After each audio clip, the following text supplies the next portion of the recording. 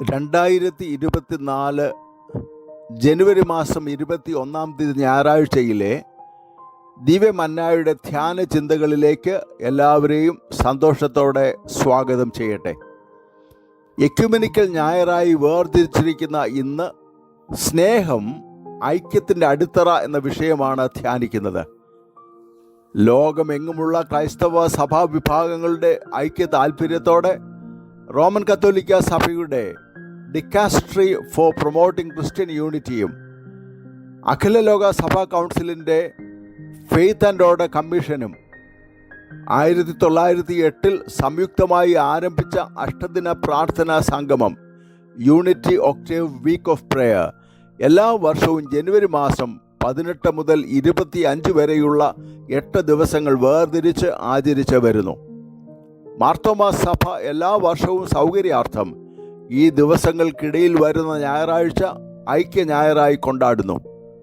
അതിനാലാണ് ഇന്ന് നാം ഐക്യ ഞായറായി വേർതിരിച്ചിരിക്കുന്നത്.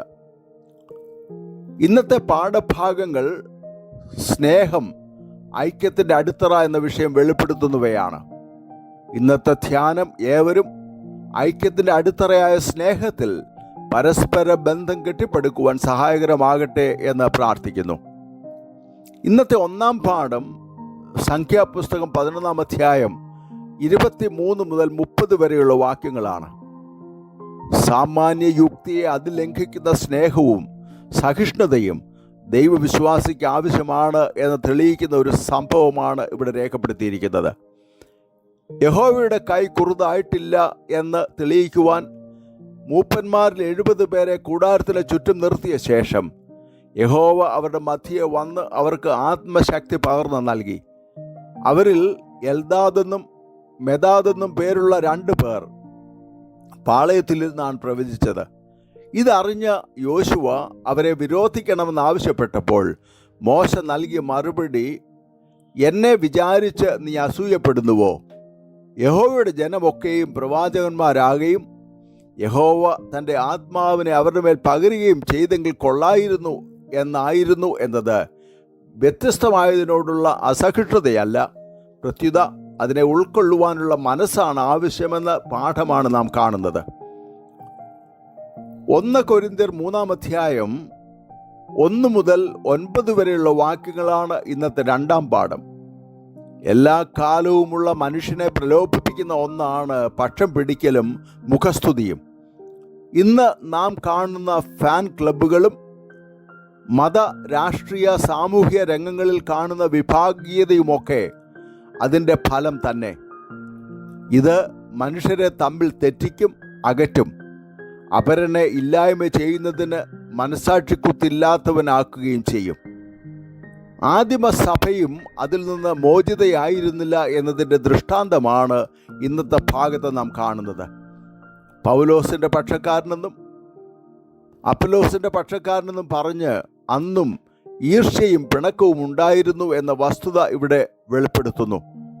വളരുമാറാക്കുന്ന ദൈവത്തിനല്ലാതെ മറ്റാർക്കും മഹത്വം കൊടുക്കരുതെന്നും ദൈവരാജ്യ കെട്ടുപണിയിൽ എല്ലാവരും കൂട്ടുവേലക്കാർ മാത്രമാണ് എന്നുമുള്ള ഓർമ്മ ഉണ്ടായിരിക്കണം എന്നുമാണ് വിശുദ്ധ പൗലോസ് ഇവിടെ പ്രബോധിപ്പിക്കുന്നത്.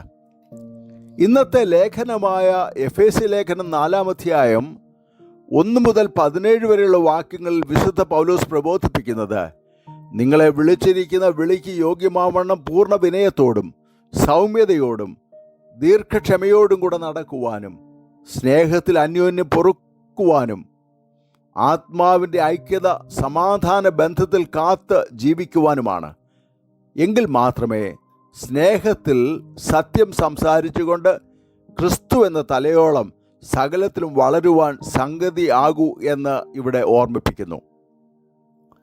വിശുദ്ധ യോഹന്നാൻ എഴുതിയ സുവിശേഷം 15 അധ്യായം 8 മുതൽ 16 വരെയുള്ള വാക്യങ്ങളാണ് ഇന്നത്തെ സുവിശേഷ ഭാഗം.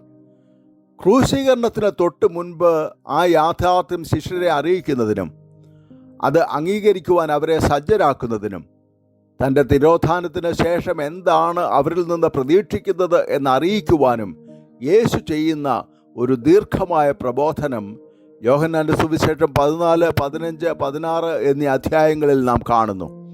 അതിൽ നിന്നുള്ള ഒരു ഭാഗമാണ് ഇന്നത്തെ സുവിശേഷം. സ്നേഹമില്ലായ്മ ബന്ധങ്ങളെ തകർത്തുകൊണ്ടിരിക്കുന്ന ഇക്കാലത്ത് ഐക്യമെന്നത് ദിവാസ്വപ്നമായി മാറിക്കൊണ്ടിരിക്കുന്നു. ഒരു സമൂഹത്തിൻ്റെ അനൈക്യത്തിൻ്റെ കാരണം അന്വേഷിച്ചാൽ കുടുംബങ്ങളിലെ അനൈക്യം വലിയ പങ്ക് വഹിക്കുന്നുവെന്ന് കണ്ടെത്താം. കുടുംബത്തിലെ അനൈക്യ കാരണം അന്വേഷിച്ചാൽ അതിലെ വ്യക്തികൾക്കുള്ളിലെ സംഘർഷവും അതുണ്ടാക്കുന്ന അസ്വസ്ഥതകളുമാണ് കാരണമെന്നും കണ്ടെത്തുവാൻ കഴിയും.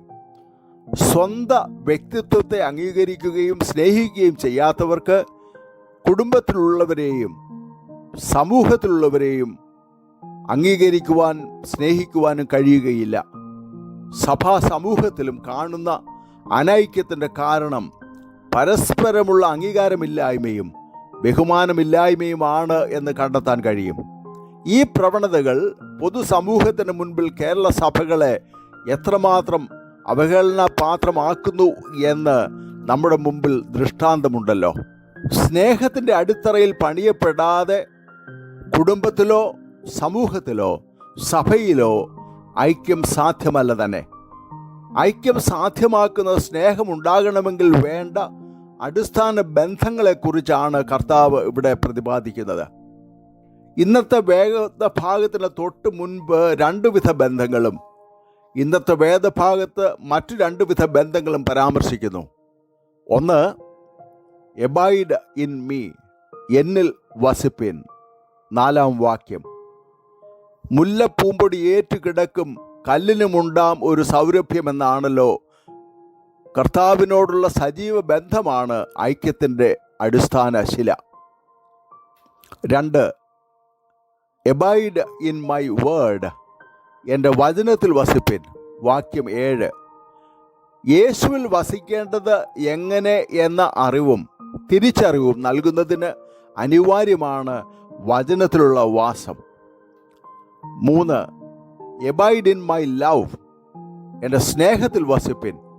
9-ാം വാക്യം, Christianity is love in concrete and not love in the concrete എന്ന് ആരോ പറഞ്ഞത് ഓർമ്മിക്കുന്നു. ക്രിസ്തു വിശ്വാസം സ്നേഹത്തിൻ്റെ മൂർത്തമായ ഭാവമാണ്, അല്ലാതെ സിമൻറ്റും കരിങ്കൽ ചല്ലിയും മണലും കൂട്ടിയിളക്കിയ പിണ്ട രൂപം അല്ല. 4, എബൈഡ് ഇൻ മൈ ജോയ്, എൻ്റെ സന്തോഷത്തിൽ വസിപ്പിൻ. വാക്യം 11, യഥാർത്ഥ സന്തോഷം എന്താണ് എന്നതിനുള്ള ഒരു വ്യാഖ്യാനം ഡോക്ടർ സ്റ്റാൻലി ജോൺസ് മാരാമൺ കൺവെൻഷനിൽ നൽകിയത് ഓർക്കുന്നു. J stands for Jesus, O stands for others, and Y stands for you. Hence, joy is Jesus first, others second, and you the last. സന്തോഷം എന്ന് തർജ്ജമ ചെയ്തിരിക്കുന്ന ജോയ് ഇംഗ്ലീഷിലെ വാക്കിലെ ജെ യേശുവിനെയും ഓ മറ്റുള്ളവരെയും വൈ നിന്നെയും പ്രതിനിധീകരിക്കുന്നു. അതുകൊണ്ട് സന്തോഷം എന്നാൽ കർത്താവ് ആദ്യവും മറ്റുള്ളവർ മധ്യത്തിലും നീ അവസാനവും വരുമ്പോൾ ലഭിക്കുന്ന അനുഭവം ആണ്. ഇவ்விധ ബന്ധങ്ങൾ സാധ്യമായാൽ ആന്തരിക സംഘർഷങ്ങൾ വ്യക്തികൾക്കുള്ളില്ലാതെയാകും, കുടുംബ ബന്ധങ്ങളിൽ മാറ്റം വരും, സമൂഹങ്ങളിലും രൂപാന്തരം സംഭവിക്കും.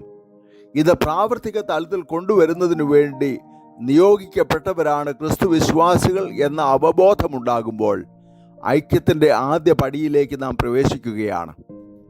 ഐക്യ ഞായറാഴ്ചയായ ഇന്ന് കർത്താവിലും ദൈവവചനത്തിലും യേശു വെളിപ്പെടുത്തിയ സ്നേഹത്തിലും കർത്താവ് നൽകിയ സന്തോഷത്തിലും വസിച്ച് ഐക്യത്തിൽ വളരുവാൻ പരിശുദ്ധാത്മാവ് നമ്മെ ശക്തീകരിക്കട്ടെ.